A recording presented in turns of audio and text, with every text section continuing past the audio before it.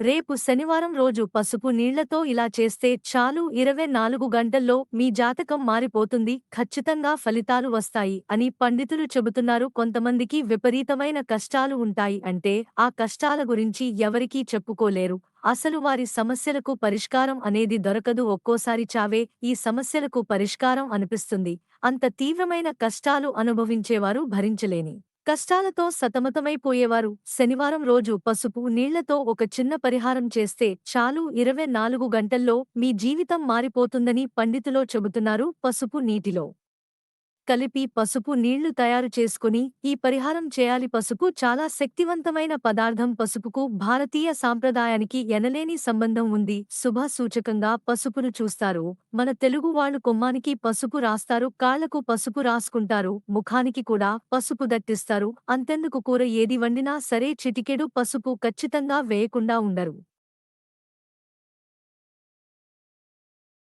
పసుపు ఒక విధంగా సర్వరోగ నివారిణి. ఎందుకంటే ఇది చెడు బ్యాక్టీరియాను దరిచారనివ్వదు. మన పూర్వీకులకు పసుపు చేసే మేలు బాగా తెలుసు. అందుకే వారు ఆరోగ్య చిట్కాలలో పసుపును బాగా వాడేవారు. ఎప్పటికీ మన ఇళ్లల్లో పెద్దవారు ఇంట్లో ఎవరికైనా చిన్న దెబ్బ తగిలిందంటే వెంటనే పసుపు తీసుకుని వచ్చి అక్కడ అంటిస్తూ ఉంటారు. పసుపులో ఉండే ఔషధ గుణాలు మనల్ని ఆరోగ్యంగా ఉంచుతాయి. అంత ఎందుకు ఆడపిల్లలు పుష్పవతి అయినప్పుడు ఆ పిల్ల చేత పసుపును ఉండలుగా చుట్టి తినిపించే సాంప్రదాయం కూడా మనకు ఉంది. అంతెందుకు భారతదేశంలో పసుపును మంగళకరమైనదిగా భావించి పవిత్రంగా చూసుకుంటూ ఉంటారు. ఏ శుభకార్యానికైనా పూజలుకైనా ముందుగా శబ్దం చేసుకునేది పసుపుని. పసుపును సంస్కృతంలో హరిద్ర అని అంటారు. పసుపును అన్ని శుభకార్యాలు ఉపయోగిస్తారు. సుమంగళిలకు తాంబూలం లేదా ఆకువక్క ఇచ్చే సమయంలో మొదటి ఇచ్చి తర్వాత కుంకుమ ఇస్తారు. పసుపు సౌభాగ్యానికి చిహ్నం. ఈ కాలం చేతనే సుమంగళిలు తన భర్త శుభం కోరుతూ మాంగళ్యానికి పసుపును ఉంచి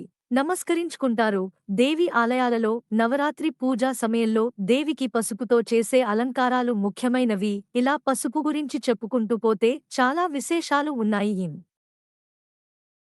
తకీ ప్రాముఖ్యత కలిగిన పసుపును నీటిలో కలిపి ఆ పసుపు నీటితో శనివారం రోజు ఒక చిన్న పరిహారం చేస్తే చాలు. ఎంత పెద్ద కష్టాలైనా సరే పోయి 24 గంటల్లో మీ జీవితం మారిపోతుందని పండితులు చెబుతున్నారు. మరి ఇంతకీ శనివారం రోజు ఏం చేస్తే కష్టాల నుండి బయటపడతారు అనే విషయాన్ని ఇప్పుడు మనం ఈ వీడియోలో వివరంగా తెలుసుకుందాం. అంతకన్నా ముందు లోకం ఎలాంటి వ్యక్తుల గురించి పొగుడుతూ మాట్లాడుతూ ఉంటుందో తెలిపే కథను విందాం ఫ్రెండ్స్. అంతకన్నా ముందు ఈ వీడియోకి ఒక లైక్ కొట్టి మన ఛానల్ని సబ్స్క్రైబ్ చేసుకుని మాకు సపోర్ట్ చేయడం మర్చిపోవద్దు. శివుడిని అర్జెంట్ చేయడానికి ఒక భక్తుడు శివాలయానికి వెళ్ళాడు. ఆలయానికి వెళ్లే ముందు ఒక దుకాణంలో అర్చన నిమిత్తం కొబ్బరికాయ, కర్పూరం, పువ్వులు, అగరవత్తులు, విభూతి మొదలైనవి కొన్నాడు. పూజ సామాగ్రిని నా భక్తుడు ఆలయంలో గర్భగుడిలో ఉన్న అర్చకుడికి ఇచ్చి అర్చన చేయమని చెప్తాడు. అర్చకుడు అర్చన పూర్తి చేసి కొబ్బరికాయను రెండుగా పగలగొట్టి విగ్రహం ముందు ఉంచాడు. ఒక అరటిపండును కాస్త గిల్లి దానిని విగ్రహం ముందు ఉంచాడు. ఆ తర్వాత అర్చకుడు దైవానికి కర్పూర హారతి ఇచ్చాడు. అప్పుడు భక్తులు శంభో శంకర అంటూ చేతులు జోడించి ప్రణామాలు అర్పించారు. తమ ముందుకు కర్పూర హారతి ఇచ్చిన ఫలితాన్ని తెచ్చినప్పుడు భక్తులు హారతిని కళ్లకు అడ్డుకున్నారు. తర్వాత పెళ్లాన్ని అర్చకుడు కొబ్బరికాయ అరటిపండులో ఉంచిన చోట పెట్టాడు. అప్పుడు కొబ్బరికాయ, అరటిపండు పరస్పరం దిగులు పడుతూ ఇలా మాట్లాడుకుంటున్నాయి. నన్ను రెండుగా పగలగొట్టి దైవం విగ్రహం ముందు ఉంచారు, నిన్ను గిల్లి విగ్రహం ముందు ఉంచారు. అప్పుడు ఈ భక్తులు హారతిని కళ్లకు అడ్డుకున్నారు. తర్వాత పళ్ళ్యాన్ని చకుడు కొబ్బరికాయ, అరటి పండ్లు ఉంచిన చోట పెట్టాడు. అప్పుడు కొబ్బరికాయ, అరటిపండు పరస్పరం దిగులు పడుతూ ఇలా మాట్లాడుకుంటున్నాయి. నన్ను రెండుగా పగలగొట్టి దైవం విగ్రహం ముందు ఉంచారు, నిన్ను గిల్లి విగ్రహం ముందు ఉంచారు. అప్పుడు ఈ భక్తులు మౌనంగా ప్రేక్షకుల్లా చూస్తూ ఉన్నారే తప్ప చేతులు జోడించి నమస్కరించలేదు.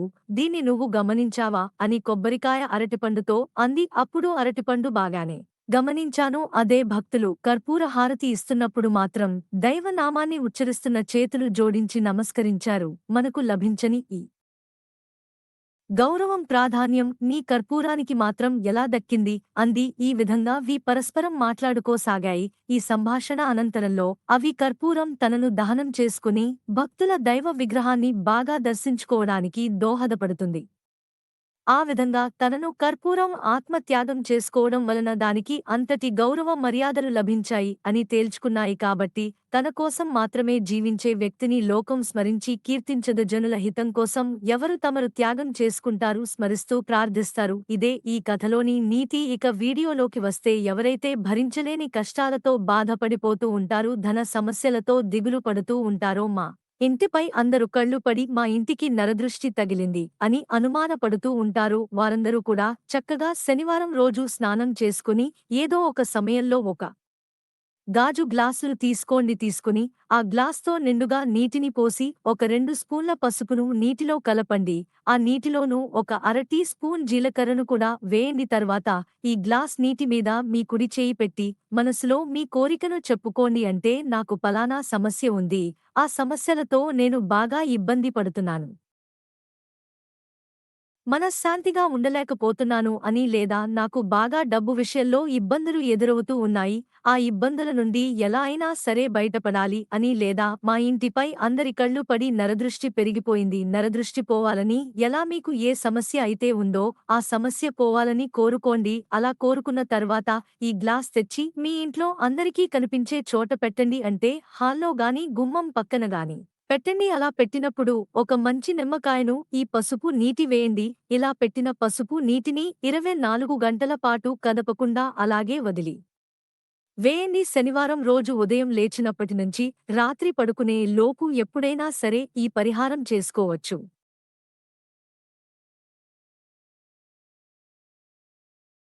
ఎప్పుడు చేసినా అద్భుత ఫలితాలే వస్తాయి. మళ్ళీ 24 గంటల తర్వాత ఈ పసుపు నీటిని తీసి ఆ నీటిని సింక్లో వంపేసి నిమ్మకాయను మాత్రం ఎవరూ తిరగని చోట పడివేయండి.